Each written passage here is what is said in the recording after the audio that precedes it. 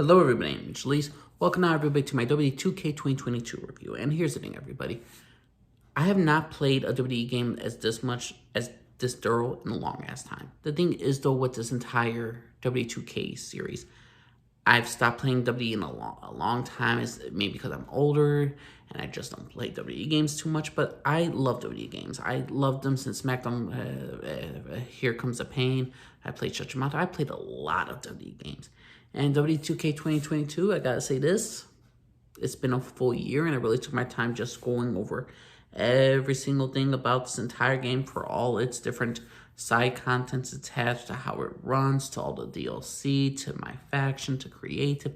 I really try to take my time with this game. But the problem is though, this is an overrated good game. I don't think this is the greatest WWE game of all time. I won't even put it in my top 10 wrestling games of all time. But it's a good start to hopefully 2K23 will be a fantastic WWE video game. But the problem is though, I gotta be honest with you, for its running style, to customize matches, it's good. To the creative stuff, it's always been great. Creative has always been good, whether it's coming to arenas, to titles, to the matches, to freaking the superstars, of how they look and how to download them. That's great. So I'm not hating on WWE 2K22 for doing what it should actually do, run good and have creative stuff. So it does that part well. Now, Universe Mode is a little bit different this year. In my opinion, I didn't play too much 2K20, obviously. But Universe Mode, they had the classic one for the Superstar. You had the classic mode and you have the Superstar mode. I played a bit of both. I played a lot of the Superstar one, the Universe Mode. I never really was a big fan of Universe Mode, so I can't really say if this is the best one. I think it was a good version. I'm not saying this is not my favorite version of WWE. It's not one of my favorite things to do in a WWE game. My favorite thing was to GM mode, and I loved GM mode when I was younger. I was always on SmackDown versus Raw 2006, 2007, 2008, because I loved drafting a show. I love competing against another show. I love the rewards they gave me after I beat GM mode and a continuation it could do. It was so good, and this GM mode in this game was a dollar store general version of GM mode. There are some things, like they had certain weeks. They put it like a time limit how many GM modes you could, like how many weeks you're available. It's 12, 15, 30. I remember when I was playing, I played throughout the entire season, and then after the season was over, I got some draft picks. I was able to take some superstars from the other team because they rewarded me for being good at the end. This game doesn't reward you for doing a great GM mode other than you get a freaking My Faction card. Whoop-de-doo, a My Faction card. GM mode is just too dang easy. I mean, the drafting system's weird. The fact is, certain heels, certain faces go along with each other, and then certain ones do not. The budget is what it is. The fact is, you get to sign legends. I don't really care for. Free agents is free agents, obviously. But the thing is, though, this game was just a little bit too easy. There was no real, truly repercussions. I mean, superstars got injured, but they really weren't like a big freaking deal in some cases. When you got to a certain level cap of money, you're like, you know what, I can make money off of this very easily. It was a very easy mode, GM mode. I played on easy, medium, and hard, and in some cases, hard can be a little bit difficult because you're on, because the rules apply to you, but it doesn't apply to their versions. Like, they could have injured, they won't have injured superstars, at least I don't believe, and our superstars could get injured, but it is what it is. GM mode to me was just not as fun as I wanted it to be. I wanted this to be the return to form, and I'm hoping they fix this in the later on game. I know they did some updates where they installed like tag team championships for the men, for the women, but since we don't really have a division for the men and for the women, I mean, for women's tag titles and men's tag titles, to get the popularity up, to get everybody all happy, it's just so easy. You could recruit maybe like 8 superstars total. No, like 12 superstars total. If you're really playing this out, you got like 3 women, 3 men. Again, You have no Intercontinental title, no United States title, because that would make it even more easier. Like, you could have 6 men, 6 women to have a good budget, and you could have 2 titles for one woman and 1 title for another woman. So you got like 3 superstars already in the happy zone, and then you got same thing for the men. If you have 6 superstars for the men, tag team championships on 2 people, 1 for the other. So half your roster is already happy, half of the job is already done and easy. Anybody gets in disagreement, you just fix a match and you put that superstar to win, and there's no conflict. Yeah, there's not really going to be graceless unless you have a losing streak, unless you play the superstar. It's very, to me, too easy. It's just way too freaking easy. And the amount of roster depth you could have, I believe you could have done so much more in our previous GM mode games. And the thing is, when you finish GM mode in certain games, in certain ones, like, I forgot which one it was, 2007 or 2000, I'm pretty sure it was 2007, you get to customize your locker room.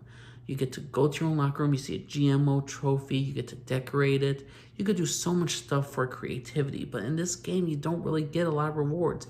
My faction is a joke. I went to like level 15.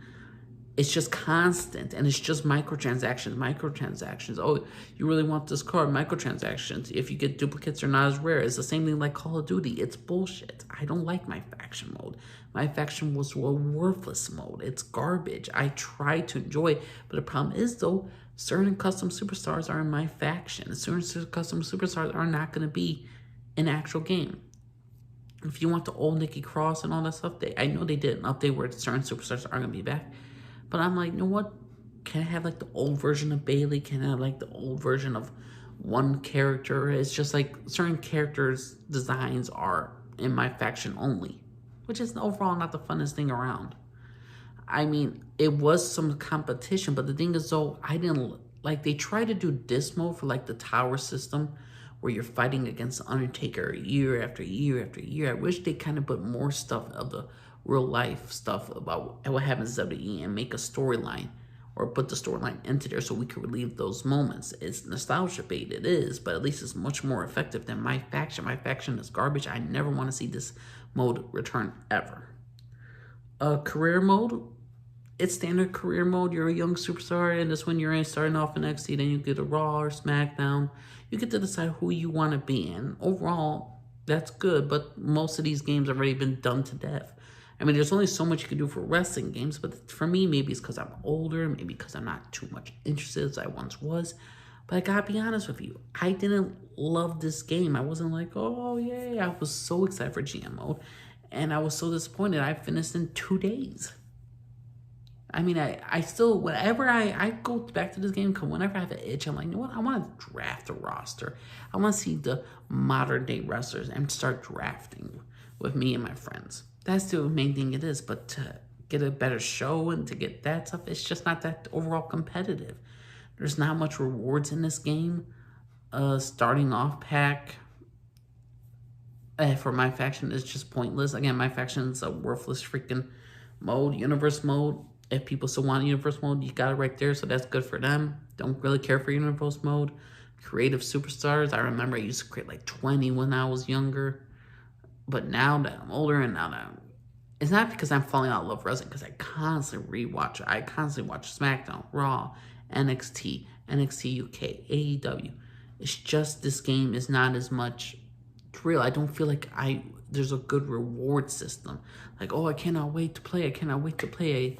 When you were young and when I was young, I always wanted to go home to go on WWE game. I wanted to do 2K14. I wanted to relive some of the great moments of certain wrestlers, CM Punk. I mean, there were so many things that I wanted to do in WWE games when I was a lot younger. Again, this could be age, or this game is just overall not as exciting to me. Will young kids love it? Yes.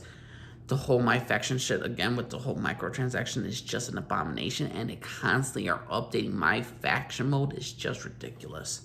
But then again, they're going to do whatever that's going to make them money, and obviously this mode will continue probably, and I'm not going to really play it all too much. Career mode, it's just standard career. Universe mode, don't really care for. Creative, I'll create, and I'll play certain times. If I really want to have a challenging one, I'll put on the hardest difficulty. I'll do Elimination Chamber, Battle Royal, and just like go to town. Like if you really want to get a good time, I like to get utterly frustrated and get so mad and frustrated because you're having so much fun with it, but you're also pissed off because you knew you should have won, but you couldn't. I say the best thing is for you to try to survive 30 other superstars in a Royal Rumble on the hardest difficulty and be number 1 and number 2. That is the most toughest things you could do. I did that with Bayley. I did that as Batista. My God, so dang difficult. It was a fun time, and I'm like, damn it. And that's what I missed. Those little moments right there, to have fun, to have challenging aspects of this game is what's missing. In W2K22, it's to me still an overrated game. It's still a good game. The best one since 2K14.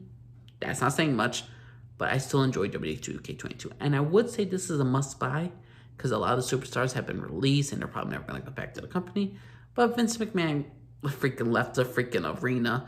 He's no longer in charge, and Triple H is back. Karrion Kross is back. A lot of superstars that were once fired are not in this game. So I gotta say this. Is this game a must-play anymore? No, not really. But if I had to give you a list of, after 2K14, which games not to play, don't play 15, don't play 16, don't play 17, don't play 18, don't play 19, don't ever play 20. Play W2K2022. And that's my personal opinion, everybody. But what's your favorite WWE game? Do you think 2K22 was a return of form? Do you think this was a great WWE game? Do you like Universal Mode? Did you have a fun time during creative? Or are you in the same boat like me? Like, yeah, it was a good start. It was a good comeback. But hopefully they continue to make it better. But for now, it's just, yeah.